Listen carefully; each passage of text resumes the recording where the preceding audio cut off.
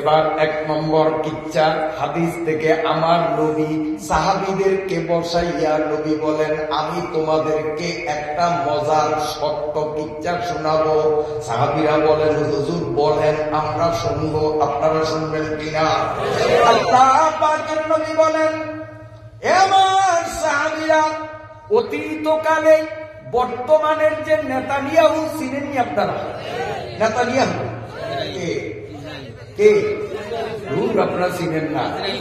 আরে না, ওর আসল পরিচয় হলো মানুষ রূপী শয়তান, খুনি, সন্ত্রাসী, কুখ্যাত, বেয়াদব, বদমাইশ, অমানুষ, জানোয়ার। এইগুলো তার পরিচয়। আমার ভাইরা বাবাজিরা, এই নেতানিয়াহুর পূর্বসূরি ওর বংশধররা, আল্লাহর নবী বলেন, এই নেতানিয়াহু যেই বংশের, এই বংশের মানুষগুলো আগে থেকেই এরা জন্মসূত্রেই বেয়াদব। মুসা নবীরও এরা কম জ্বালান জ্বালায় নাই। এই বেয়াদব গুলো আমার নবীরেও কম জ্বালান জ্বালায় নাই। এই বেয়াদব গুলো সাহাবীদেরকেও কম জ্বালান জ্বালায় নয়। এই বেয়াদব গুলো বর্তমানে ফিলিস্তিন আর লেবাননে কেমন করে তা কে না জানে। ওরা জন্মগত বেয়াদব, অসভ্য, অমানুষ। আল্লাহর নবী বলেন, আমার সাহাবীরা, এই অমানুষদের মধ্যে একটা সুমানুষ, ভালোর মধ্যে, মন্দের মধ্যে ভালো থাকে, গোবরে পদ্ম ফুল। আল্লাহর নবী বলেন, এই অজাব পূজাতের মধ্যে একজন বুজুর্গ, দিনদার, নেককার, পরেজগার, বড় পীর, ওলি আল্লাহ, নাম ছিল তার জুরাইজ। বলেন কি নাম? আবার বলেন, মনে রাখা লাগবে। জুরাইজ আসলেই ভালো মানুষ, আসলেই তিনি ইবাদত গুজার, আসলেই দিনদার, পরেজগার, ওই জমানার বড় পীর, সবার কাছে তিনি প্রিয় পাত্র। এই জুরাইজ ইবাদত করার জন্য স্পেশাল একটা ঘর বানাইছে। ওই ঘরের মধ্যে সাধারণ মানুষের প্রবেশ নিষেধ ছিল। ওখানে তিনি নিরিবিলি 24 ঘন্টা মালিকের ইবাদত করতেন। পাশেই ছিল তার মায়ের ঘর। আমার নবী, আপনার নবী বলেন, ও আমার সাহাবীরা, দিন দুপুরে আল্লাহর ওলি জুরাইজ পীর সাহেব নফল নামাজ পড়তেছেন, জানালা কপাট দরজা আটকাইয়া। জুরাইজ নফল নামাজে মগ্ন। এই ফাঁকে তার মা দরজা নক করে ডাকলো, বাবা জুরাইজ, ও বাবা জুরাইজ, আমি তোর মা, দরজাটা খোল। জুরাইজের কানে আওয়াজ গেল, কিন্তু জুরাইজ মনে মনে ভাবতেছে, আমি তো এখন আল্লাহর নামাজ পড়ি, আর মা আমাকে ডাকতেছে। মায়ের থেকে আমার আল্লাহ বড়, অতএব নামাজ ছাড়িয়া মায়ের ডাকে সাড়া দিব না। নিয়ত ভালো না খারাপ? এই নিয়ত ভালো না খারাপ? নিয়ত কিন্তু ভালো। আমার এটাকে মাহাই, আর আমি নামাজ পড়ি কার? জোরে কোন? আমি নামাজ পড়ি আল্লাহর। আল্লাহর নামাজ সারিয়া আমি মায়ের ডাকে সাড়া দিব না। আমি নামাজটা শেষ কইরা নেই, তারপরে মায়ের কাছে যাব। এই জন্য তিনি নামাজ চালাইয়া যাইতেছেন। মা একবার, দুইবার, তিনবার ডাকিয়া বিরক্ত হইয়া হঠাৎ মায়ের মুখ থেকে আওয়াজ বের হয়ে গেল, এরে জুরাইজ, তোরে এতবার বলাইলাম, দরজা খুললি না, জবাব দিলি না। আল্লাহ যেন তোরে বেশ্যা নারী দিয়া চরম ভাবে বেইজ্জত করে অপমান করি। বেশ্যা নারী বুঝছেননি? আমি বাংলা বানান করিয়া দিন, বাড়িতে যাইয়া আপনারা মিলাইয়া লইবেন। বেশ্যা কারে কয়? খ, বাংলার কখ আছে না, খ, তার সামনে উকা আকার, তারপরে দিবেন দৈত্যান্ন, তারপরে দিবেন ক, কয়ের সামনে দিবেন দীর্ঘিকার, খ সামনে আকার, এরপরে দৈত্যান্ন, তারপরে ক, কয়ের সামনে দীর্ঘিকার। ব্যাগটা মিলিয়া যেইটা হয় তারে কয় বেশ্যা। এবার বুঝছেন তো ভাই? যে মিলে আমি বানান না, যে ওইটা আমার মুখ দিয়ে আমি কইতাছি না, লজ্জা লাগে। মা বললেন, চালাইয়া চরম ভাবে বেইজ্জতি করুক। জুরাইজের কানে মায়ের বদদুয়ার শব্দগুলো পৌঁছালেও জুরাইজ মনে মনে কয় না না গো, এই বদদুয়া আল্লাহর কাছে কবুল হবে না, কারণ আমি মোবাইল চালাইয়া, ফেসবুক দেখিয়া, ইউটিউবের ল্যাংটা ছবি দেখিয়া তোমার ডাকে সারা দেই নাই, এমন তো না, আমি তো মাওলার নামাজে আছি। এখন মুরব্বীরা হঠাৎ চেহারা দেখলে বুঝা যায় হুজুরি যে কয়টা শব্দ কইল, এটি কি নুন দিয়া খায় না মরিচ দিয়া খায়, কাঁচা খায় না রান দিয়া খায়? যে ফেসবুক ইউটিউব আপনারা বুঝেন না, বুঝুন দরকারও নেই, না বুঝছেন ভালাই আছেন, যেটি বুঝছেন আল্লাহ সতর্ক হবি, সতর্ক হবি। এই যে মোবাইল, বিশেষ করে টাচ মোবাইল, এইটা দাঁড়াই সাপ, পানা সাপ, গোকরা সাপ, এই যে কয়দিন আগে যে সাপের ডরে জঙ্গল পরিষ্কার করছে, কি সাপ জানি? আরে রাসেল ভাইবার। এই রাসেল ভাইবারের থেকেও মারাত্মক এই মোবাইল। মোবাইলরা সাইয়ে মলেক দা একই, মোবাইলরা সাইয়ে মলেক দা একই, তর্কে আলা জিম্মে বায়াদ আয় আমি, মোবাইলরা মারে কাতেল মিশুমার, তাতুয়ানি আজ মোবাইল কুন হাজার, মারে কাতেল সোয়ে গোরে বুরাদ, মোবাইলা তো সোয়ে জাহান্নাম বুরাদ। এ যুবক বাবারা, বিষাক্ত সাপের থেকেও টাচ মোবাইল বড় মারাত্মক জিনিস, কারণ বিষাক্ত সাপে যদি তোমারে ধরে বেশি থেকে বেশি তোমারে কবরস্থানে পৌঁছাইয়া দিবে, আর টাচ মোবাইলের ফেসবুক ইউটিউবে যদি তোমারে ধরে এইটাই তোমারে জাহান্নামে নিয়ে ছাড়বে। ওতে বিষাক্ত সাপের থেকেও মারাত্মক। জোরাই শুধু মনে মনে ভাবে, আমি তো ফেসবুক চালাইয়া, আমি তো ইউটিউবের নেগেট ছবি দেখিয়া মায়ের ডাকে সারা দেই নাই, এমন নয়, আমি তো মালিকের নামাজে মগ্ন, মা বদদুয়া দিলেও এই বদদুয়া লাগবে না। জোরাই হুজুরের মনে মনে এই ধারণা, তিনি নামাজ চালাইয়া যাইতেছেন, এদিকে আমার নবী বলেন সালাসু দাওয়াতিন মুস্তাজাবা, আল্লাহর নবী বলেন তিন ব্যক্তির দোয়া, তিন ব্যক্তির বদদুয়া মুহূর্তের মধ্যে আল্লাহর দরবারে কবুল হইয়া যায়। তিন ব্যক্তির দোয়া কখনো বিফলে যায় না। এই তিন ব্যক্তির মধ্যে নম্বর 1 হলো মা বাবা। মা বাবা যদি কাফের হয়, এ যুবক বাবারা কান খুলিয়া শুন, মা বাবা যদি হিন্দু হয়, মা বাবা যদি কাফের হয়, মা বাবা যদি খ্রিস্টানও হয়, আর সন্তান যদি মুসলমান হয়, তারপরেও সন্তান মা বাবার খিদমত করা ফরজ। সন্তান মা বাবার সাথে বেয়াদবি করা হারাম। কোন দিক যাব, কথায় কথা আসে। এক হাদিস, সহিহ হাদিস, এক মহিলা সাহাবী নবী সাল্লাল্লাহু আলাইহি ওয়াসাল্লামের দরবারে আসিয়া বলে, ইয়া রাসূলুল্লাহ, আমি একজন ধনী মানুষ, আল্লাহর রহমতে অনেক সম্পদের মালিক। হুজুরে বললেন, আলহামদুলিল্লাহ, ভালো কথা। মহিলা বলেন, ইয়া রাসূলুল্লাহ, আমার একজন বয়স্কা বৃদ্ধা মা আছে, আমার বাবা নাই, আমার ভাই নাই, আমার অন্য কোনো আত্মীয় স্বজন নাই, শুধু আছে আমার একজন বৃদ্ধা মা, বৃদ্ধা মা। নবী গো, আমি আপনাকে সাক্ষী রাখিয়া আল্লাহর দরবারে ঘোষণা দিতেছি, আমার চোখের সামনে যদি দেখি মা কাপড়ের অভাবে ল্যাংটা, আমি যত বড় ধনী হই না কেন, মায়ের লজ্জাস্থান ঢাকার মতো কাপড় আমি মায়ের দেব না।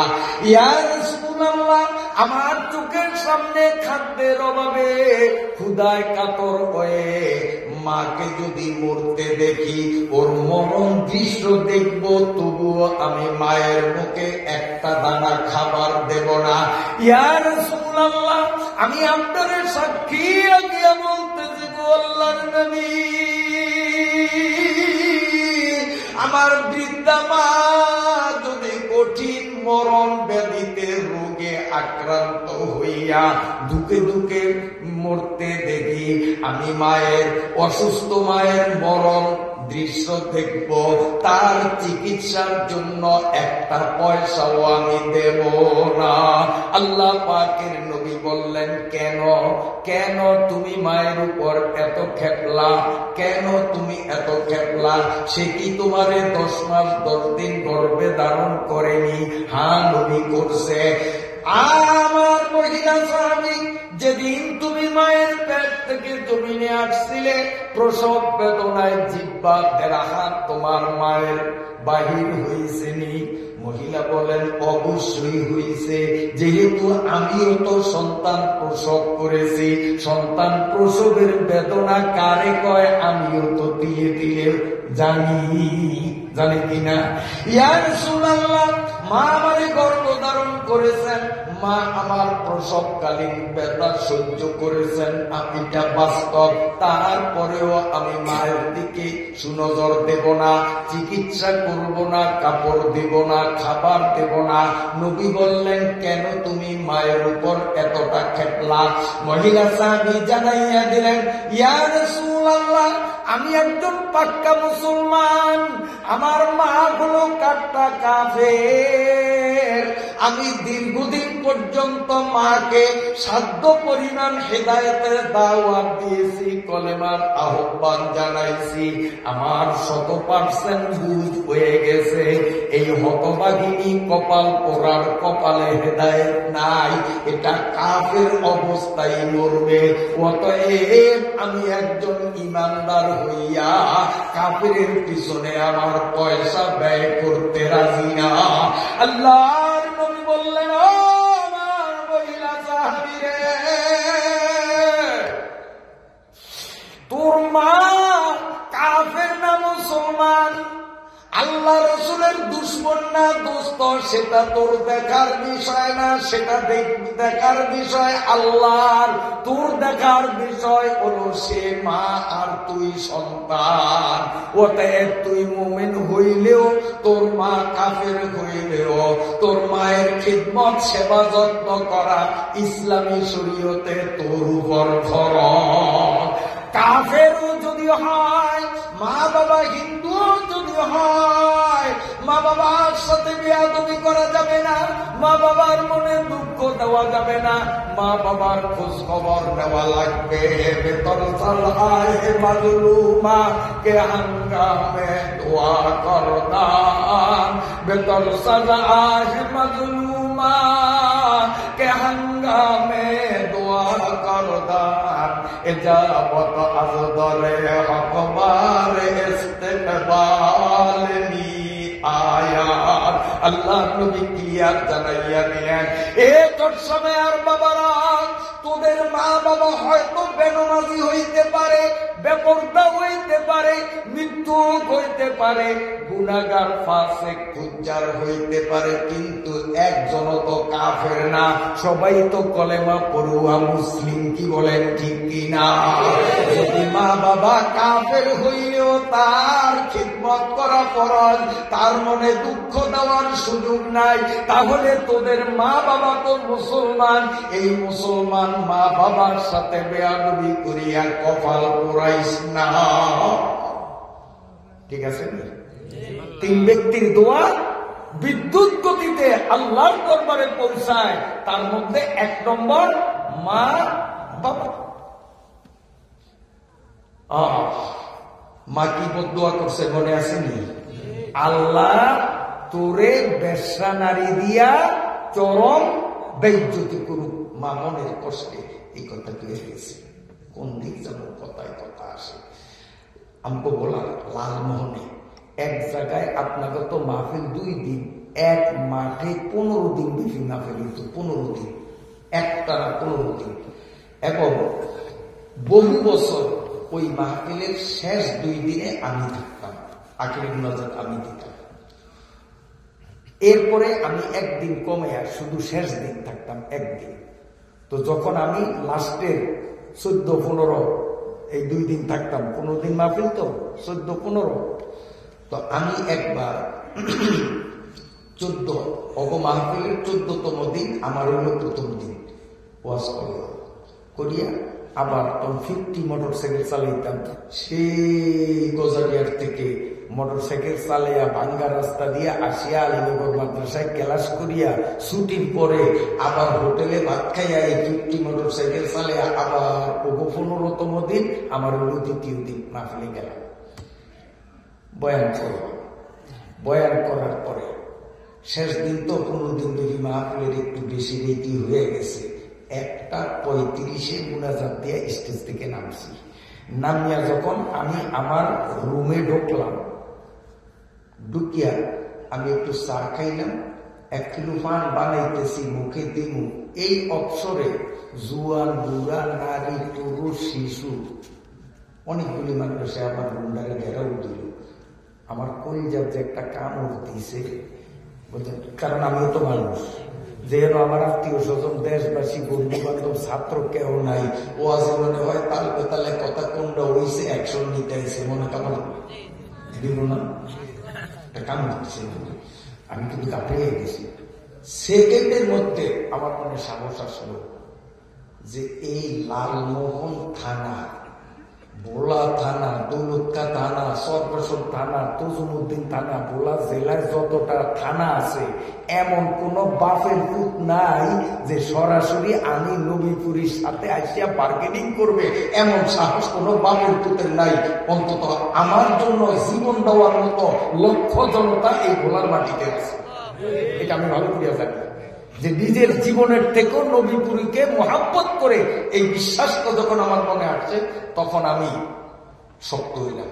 কিন্তু এতগুলি মানুষ কোন টুটা নাই, কথাবার্তা নাই, জি চুপ। তখন আমি ডাক দিলাম, এই আপনারা কারা, কেন আসলেন, ভেতরে আসেন। তখন সব বাইরে দাঁড়াইল, কোনো কথাবার্তা নেই। 2টা মানুষ ঢুকছে, বাস্তব ঘটনা বলতেছি। 2টা মানুষ ঢুকছে, একটা হইল এই যে আমার সামনে বসা কানবেসানিয়া, এইটার মতো এই বয়সী, মধ্য বয়সী, আর আরেকটা এইল এই অল্প বয়সী যুবক, কত হয়তো 25-26 বছর বয়স হইতে পারে। 2 জন ভিতরে ঢুকছে। আমি লক্ষ্য করলাম আত্মায়তের শুরুতে খুব ভদ্রভাবে আমার সামনে বসছে। অল্প বয়সী ছেলেটার 2টা চোখ দিয়া গড়াইয়া গড়াইয়া পানি পড়ে, আর মধ্যবয়সী মানুষটার চেহারাটা এত মলিন, মনে হয় যেন অমাবস্যার ভোর কালো অন্ধকারে তার চেহারাটারে আচ্ছাদিত করছে। বাইরে যারা একদম চুপ, কোনো কথা নেই। আমি জিজ্ঞাসা করলাম, ভাইজান কি হয়েছে, কিছু বলবে? তখন মধ্যবয়সী লোকটা চোখের পানি ছেড়ে দিল, কাঁদতে কাঁদতে আমারে বলে, হুজুর গত রাত্রে আপনি কোরআন শরীফের 15 নম্বর পারার সূরা বনী ইসরাইলের যে আয়াতের তাফসীর করছেন, আলেমরা বুঝবে, ওয়াকাযা রাব্বুকা আল্লা তা'বুদু ইল্লা ইয়া, মা বাবার কথা, যে আপনি গভীর রাত পর্যন্ত বয়ান করছেন, হাজার হাজার মানুষের মধ্যে এই পোলাটাও ছিল, আগাগোড়া আওয়াজে মা বাবার গুরুত্ব নিয়ে আপনি এত চমৎকার বয়ান করছেন। রাতটা গেল, আজকে সকালবেলা ও ওর মায়ের লোকে লাগাইছে ঝগড়া, মায়ের পুতে তুমুল ফাইট, ঝগড়া, এবং ঝগড়া করতে গিয়া এমন নোংরা ভাষায় মায়েরে গালি দিছে। একজন ভদ্র স্বামী তার স্ত্রীকেও এমন শব্দ দিয়া গালি দিতে লজ্জা পায়, ও মায়ের এরকম শব্দ দিয়া গালি দিছে। গালিটি কি দিছে আমি আর শুনতে চাই না, একটি শোনা সম্ভব? হুজুর একজন ভদ্র স্বামী তার স্ত্রীকেও এমন শব্দ বলতে লজ্জা পায়, ও মায়েরে এমন মারাত্মক শব্দ দিয়া গালি দিল, এরপরে ওর রাগ থামলো না। অথচ গত রাত মা বাবার ওয়াজ শুনলো, আর রাত শোয়াইল, সকালবেলায় এই দুর্ঘটনা। শেষ পর্যন্ত মায়ের পিডানের জন্য উঠানের কিনারে একটা কাপলা গাছ, ওই কাপলা গাছের কাছে যাইয়া ঠাই একটারে ধরছে, লাঠি বানাইয়া এই কাঁচা লাঠি দিয়া মায়ের পিড়াইব। যখন কাপলা গাছের লাঠি বানাইতে যায়, মা ল্যাংডা পোংডা হইয়া আত্মরক্ষার জন্য পাশের বাড়ির দিকে দিছে দৌড়। যাওয়ার সময় বলছে, তোর মুখের উপর আল্লাহর গজব করুক, তোর হাতের উপর আল্লাহর গজব করুক। সবাই বলে না, মায়ের মুখ থেকে কিন্তু বাইরে গেছে। তোর মুখের উপরে আল্লাহর গজব পড়ুক, তোর হাতের উপরে আল্লাহর গজব পড়ুক। মা মাত্র একবার কইছে, কই এই পাশের বাড়ি দৌড় দিয়া এক ঘরে ঢুকিয়া দূর আটকিয়ে দিছে, কারণ যদি আয়া ফিরে দেয়। কিন্তু আল্লাহ পাকের কুদরত, হে তোর সময়ের যুবকরা কান খুলিয়া কোন চৌকে দেখা ঘটনা। ওই মধ্যবয়সী লোকটা দুকে দুকে কাঁপছে আর আমারে বলে, হুজুর আশ্চর্যের বিষয় হলো এই ছেলেটা যখন কাপলা গাছের ডাল মুট করিয়া ধরল, ডাল তারে মোড়ান দিয়া ভাঙ্গার সুযোগ হইল না। ডাল মুট করিয়া ধরার সঙ্গে সঙ্গে আঙ্গুলের মাথা থেকে বগল পর্যন্ত তার হাত অবশ হইয়া টাস করিয়া মাটিতে পড়িয়া গেল। এখন যে তার হাতে পিন পিন করিয়া ব্যথা, হাত নাড়তে পারে না, হাতে শক্তি নাই। তার দুরবস্থার কথা মুখে প্রকাশ করবে, কিন্তু তার জিহ্বা কোনো কাজ করে না।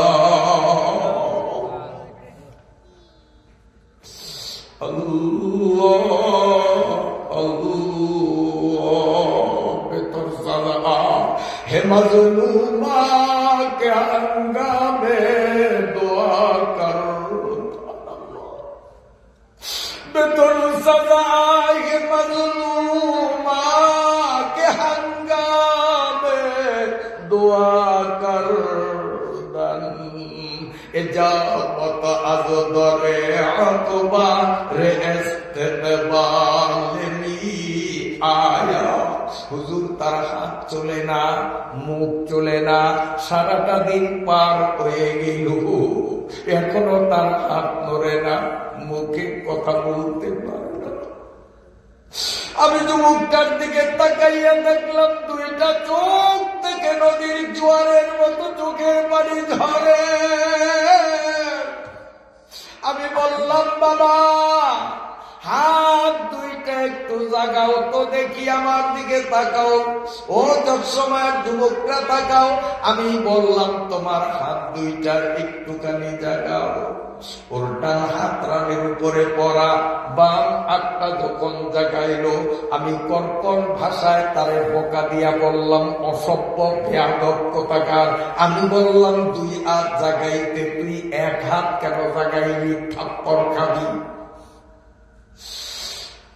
কেন তুই এক হাত জাগাইলি? দুই হাত জাগাই।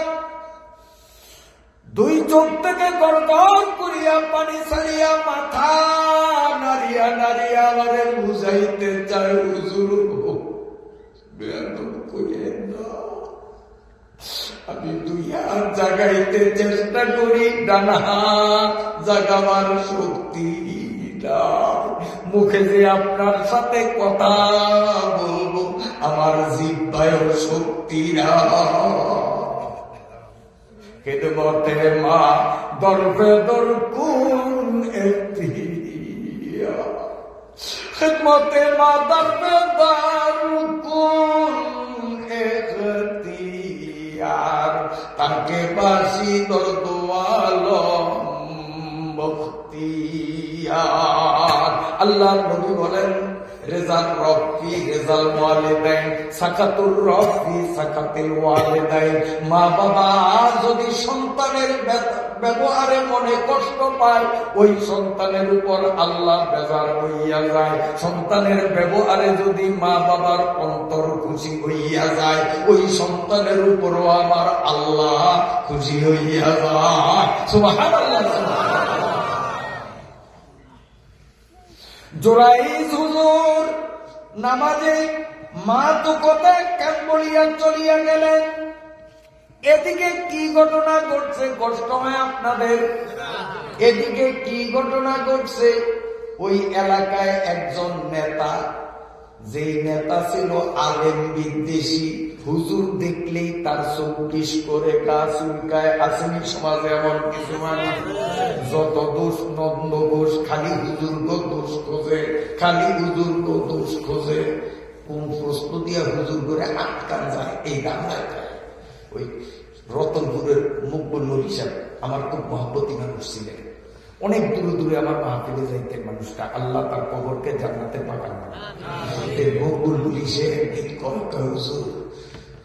কি যে ঝামেলায় আছি, কি কিছু কিছু মানুষ আছে আমগো হুজুরে মানুষের কাতারি বলে না, আমগরে দোষ না পাইলেও আমগরে আটকানোর জন্য যে কত চেষ্টা করে হুজুর জানেন। আমি কি হয়েছে, সেদিন একখানে দাওয়াত আছে, গেছি দাওয়াত খাইতাম, ওই বাড়িতে আইসে দোনালি পরা মেহমান। দোনালি বোঝেন তো, ওই সদরঘাটে 150 টাকা হুরান মার্কেটে বেঁচে যে হেয়ার একটা ফটিয়া গোলা ইয়া বাবা রে বাবা, আলেম ওলামা করে দেখলে আমি বলেই না দেখ। আসলে আমরা জানি তোর দোনালি এটা সদরঘাটের ওই সোরা মার্কেটের 150 টাকা বেশি এইটা জানে তোর ওইরকম কয়েক ডজন দোনালি কিনতে যেই পয়সা লাগে মজুরে একটা জামা বানাইতে তার চেয়ে বেশি লাগে। এই কম দামা কাপড় করি না। এই যে গায়ে দেখেন 4,500 টাকা, কিন্তু হুরান মার্কেটে কিনা যায় 150 টাকায়। এটা অর্ডার দিয়ে বানিয়েছি 4,500 টাকা। বন্ধুরা আমার,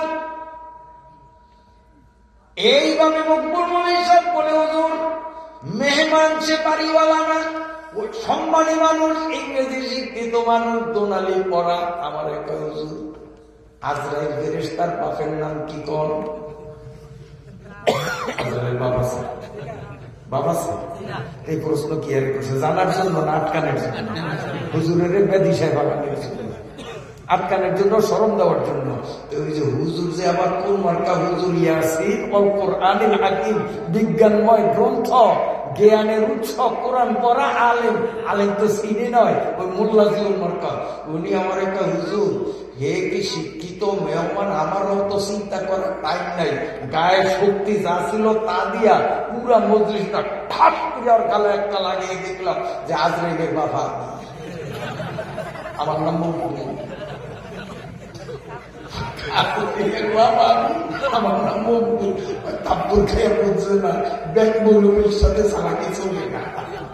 না গায়ে আমার কত্তু হাতা খাতান কে যা হাসে করবা এ দাঁতে দাঁড়া। এ যুবক বাবারা কাজ করিয়ে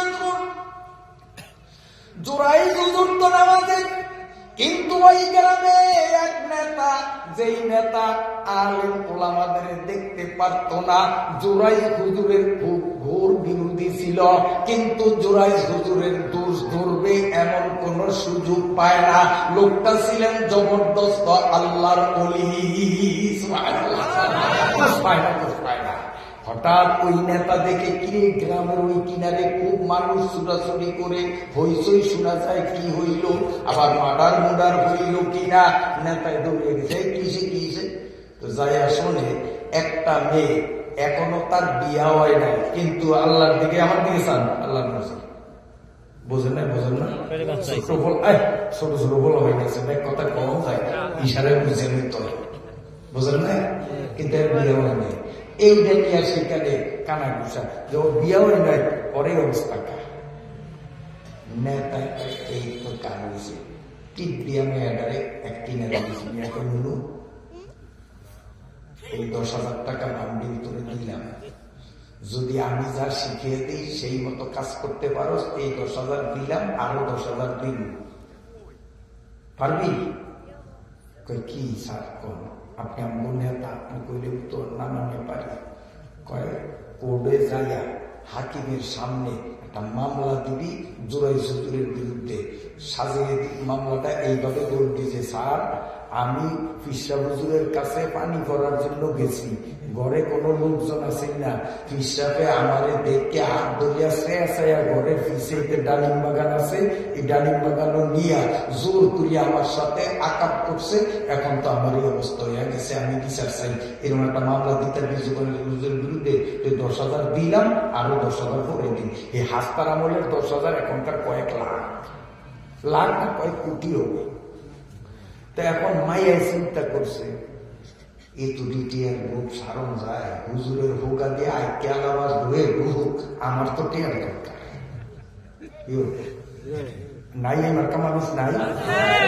আবার এর বিপরীত আছে। যেমন ওই যে কি বাণী জানি সাইদের বিরুদ্ধে সাক্ষী দেওয়ার জন্য হিন্দুরে কত চাপ দিছে, কিন্তু মিথ্যা সাক্ষী দেওয়াইতে পারছে? জেল পর্যন্ত সে খাটছে, গুম পর্যন্ত হয়েছে।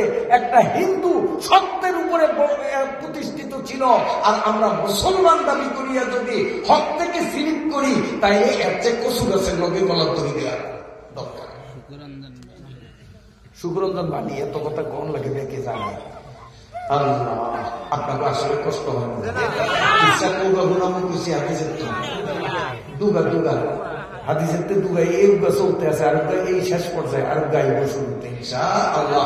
কষ্ট হয়নি আপনাকে? এই গা মায়ের কানা এই সুযোগ হাতছাড়া করা যায় না। দিছে না দিস মামলা দেওয়ার সাথে সাথে হাকিম কয় হুজুরের পাঞ্জাবির মধ্যে এত শয়তানি কইরে পুলিশ এ দারোগা সে দরিয়া লইয়ায় আমার দ্বারে আনন্দ লাগে, আগে বানানি বুঝবো তো দিবি, তারপরে আনবি। সবাই দৌড়িয়ে আইছে, পাবলিক এত বড় হুজুর আর ওনার মধ্যে এই শয়তানি। মানুষ গ্রামের দলে দলে আইয়াই কারণ দরজা লাগতে এই জোরাইজ এই জোরাইজ জোরাইজ নামাজের মধ্যে তখন ঘটনা গেছি করে করুক। মায় বলাইছে দূর করি নে, আর হাত দিকে বলে যে আমি দূর করবো, এইটা নামাজের মধ্যে। শেষ পর্যন্ত দরজা ভাইয়া ভিতরে যাইয়া ওনারে নামাজ দিকে একটা শাল আর ভাই শালা করছ আকাম, আবার এখন দর বেশি উঠাও এমন জোরে মারছে, লাত্তি উপরে ভরিয়া নাক পাটছে, কপাল পাটছে, ঠোঁট পাটছে, এরপরে কিল ঘুষি লাত্তি সুমার কানটানুনি চুলটানুনি যে যেমনে পাটছে। ঘটনা কি মুখ দিছে গামছা দিয়া বান্ধা যেন কত না কোথালে চিৎকারও না দিতে পারে। এরপরে মাটির মধ্যে চেঁচাইয়া লয়ে গেছে কোর্টে, কোর্টে নিছে। উনি ঘটনাই বোঝে না যে ঘটনা কি হইল, কি ব্যাপার, কেন আমার এই অবস্থা, মাথায় কাজ করে না। হাকিম বলে মহিলা কি ব্যাপার বলো তোমার অভিযোগ? হুজুর আমি নাই বিচার চাই, এই বিশ্রামের কাছে পানি পড়ার জন্য গিয়েছিলাম, উনি আমাকে একা পাইয়া ঘরের পিছনে ডালিম বাগানে নিয়া আমার সাথে অবৈধ কাজ করছে। এখন আমার পেটে সন্তান আসছে, আমি এর বিচার চাই। আসলে ঘটনা সত্য না মিথ্যা? হুজুরে এরকম করছে, এরকম মামলা তো দিয়ে দিয়েছে। এইরকম মামলা তো আমাদের দেশে আল্লাহর ফজলে হয় নাই, একটা তো হয় নাই। যে হুজুর করে মিথ্যা মিথ্যা মামলা দিয়া বছরের পরে বছর জেলে বসাইছে, আজ পর্যন্ত তাদের ওই তদন্তে কোনো অপরাধ খুঁজিয়া কেউ পায় নাই, কিয়ামত পর্যন্ত পাইবে না। এদের উদ্দেশ্য ছিল আলেমদেরকে যদি অপমান করা যায় তাহলে মুসলমান আলেমদের থেকে বিচ্ছিন্ন হবে, আর মুসলমান যদি আলেমদের থেকে বিচ্ছিন্ন হয়, আলেমদের প্রতি অভক্তি আসে, তাহলেই তো সহজে ইসলামের বাতিটা নিভিয়া যাবে। ওরা প্যান্ট শার্ট পরিয়া আলেমের বিরোধিতা করছে, আর একাদিরা পাঞ্জাবি পরিয়া দাড়ি মুখে রাখিয়া পাগড়ি পরিয়া তারাও বলে আলেম লাগবে না, আলেম লাগবে না, মানে আলেমের সাথে পাবলিকের সম্পর্ক ছিন্ন করিয়া দিলে ইসলাম নামক জিনিসটা ধ্বংস সহজে হবে। এই মুসাদের এজেন্ডা বাস্তবায়নে নেতানিয়াহুর পয়সা খাইয়া এতাতিরা বাংলাদেশ থেকে ইসলাম মিটানো অত সহজ না। আমরা মুসলমানরা এতাতিদেরকে ভ্রমণ করেই ছাড়ব ইনশাআল্লাহ। পাগড়ি পরিয়া শয়তানি আমাদের দেশে চলবে না। আমার ভাইরা বাবাজিরা, মেয়েটা যখন জবানবন্দি দিল, হাকিম গজ করিয়া রায় লিখিয়া দিল ফাঁসি। এখন হাকিম বলে দুনিয়ার আইনে আছে ফাঁসি দেওয়ার আগে আসামির শেষ ইচ্ছা পূরণ, তোমার কোন ইচ্ছা থাকলে বলো। তখন জুরাইজ হুজুর বলে, হুজুর আমার একটা ইচ্ছা, সেটি হলো আপনি পুলিশ হেফাজতে একটু আমার মায়ের সাথে সাক্ষাতের সুযোগ করিয়া দেন।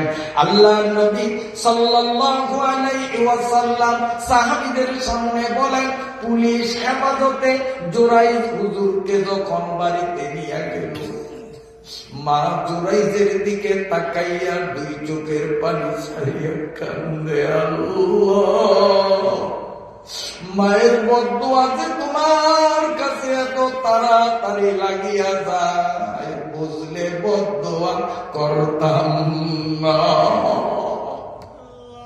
জুরাইজ হুজুর মায়ের পা জড়াইয়া বলে, মা তুমি আমার জন্ম দিছো, তুমি আমারে চিনো, আমি জীবনে কোনো ভিন্নারীর থেকে কোন ধরে তাকাই নাই, জেনা ব্যভিচার তো দূরের কথা, আমি জেনা করার কল্পনাও জীবনে কোনোদিন করি নাই। তারপরেও আমার বিরুদ্ধে এই মামলা, আমার শরীরের এই অবস্থা, চামড়াগুলো সব শরীর থেকে আলাদা হইয়া গেছে। মাগো এটি শুধু তোমার বদদুয়া, কেন আমি তোমার ডাকে সাড়া দিলাম না? এ মুসলমান, সন্তান যদি ফরজ নামাজের মধ্যে থাকে, মা আর বাবা যদি ডাক দেয়, ছোট্ট ছোট্ট সূরা দিয়া স্পিড বোর্ডের গতিতে নামাজ তাড়াতাড়ি শেষ করিয়া মা বাবার কথা শুনতে হবে।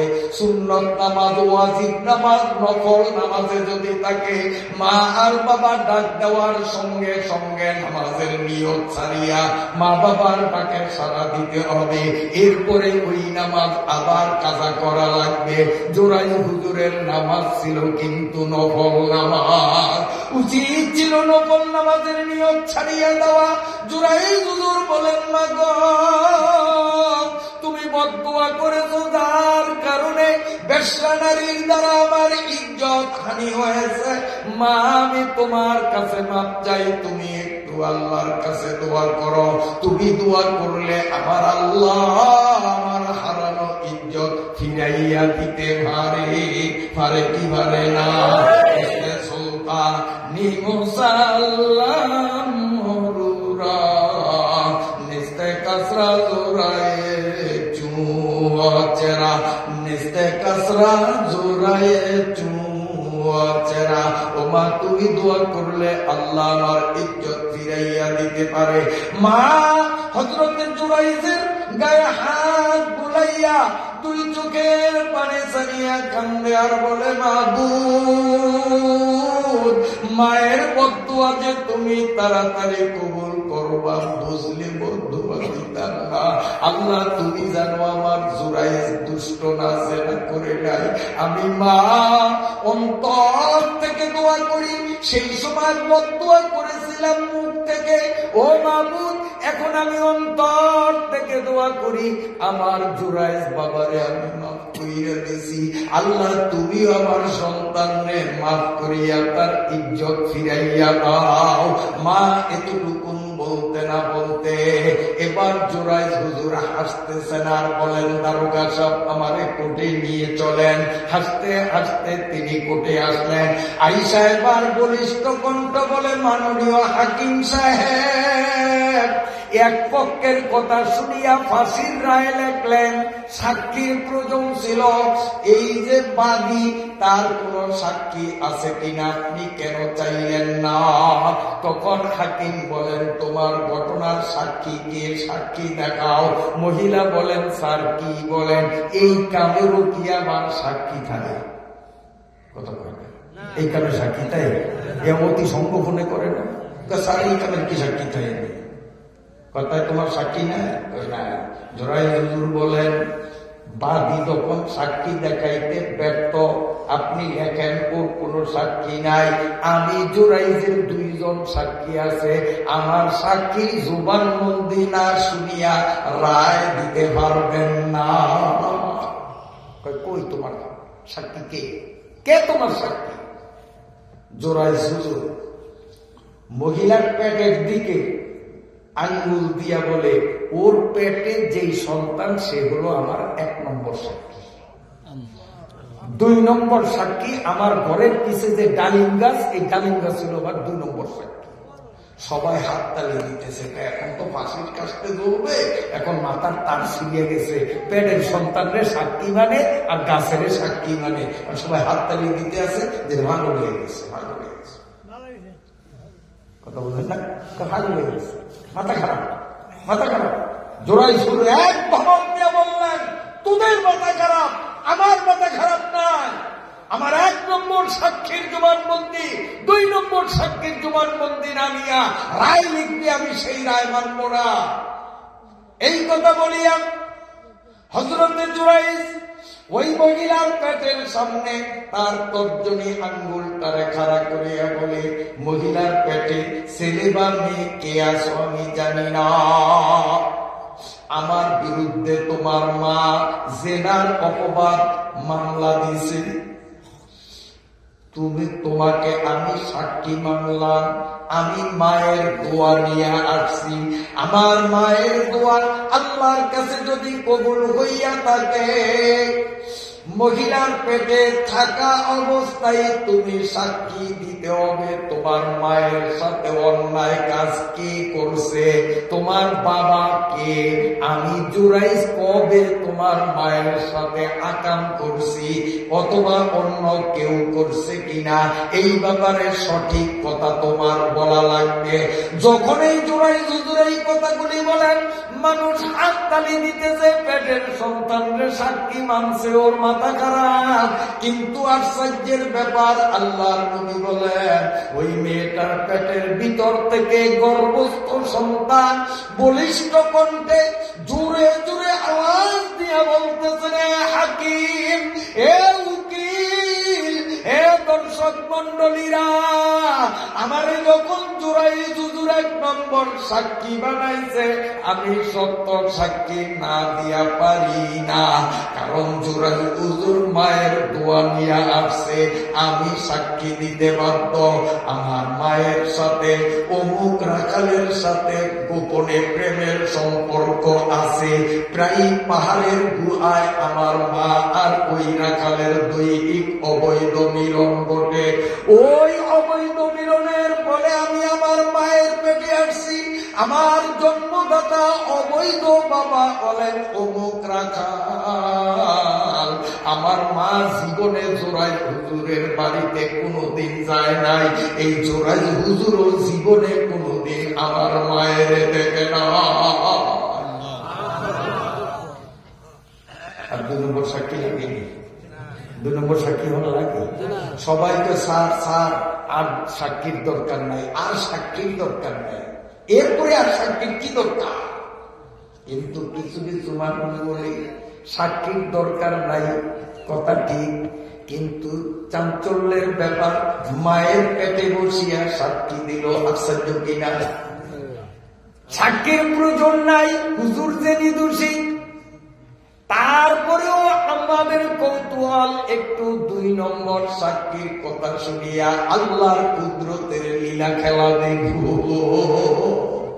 সবাই মিলিয়া এবার ডালিম গাছের গোড়ায়, কষ্ট হয় আপনাদের, ডালিম গাছের গোড়ায় গেল, আল্লাহর বলি জুরাইজ হুজুর ডালিম গাছের দিকে ইশারা করিয়া বলে, রে ডালিম গাছ, আমার বিরুদ্ধে এই মহিলা মামলা দিছে, আমি নাকি তোর গোড়ায় তোর ছায়া তোলে ওর সাথে অঘটন করছি, কবে এই অঘটন ঘটছে এ ব্যাপারে কি জানো?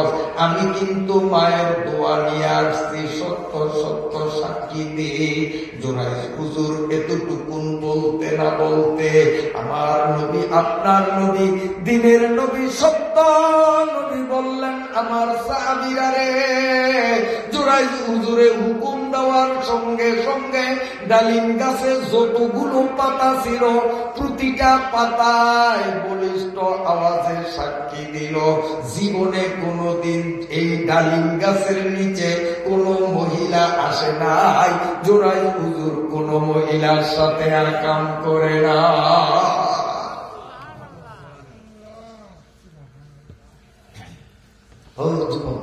কোন মা বাবা অবাধ্য হও, শ্বশুর শাশুড়ি পাইলে মা বাবা ভুলিয়া যাও, 2 টাকা কামাই যখন করো, মা বাবা বার্ধক্যজনিত কারণে কামাই রোজগারের ক্ষমতা নাই, তখন ঘাট তেরামি করো, মা বাবার সাথে অসৎ আচরণ করো, আল্লাহর কাছে জবাব দিতে হবে। দুনিয়াতেও তোর কপালে লানত, আখিরাতেও তোর কপালে লানত।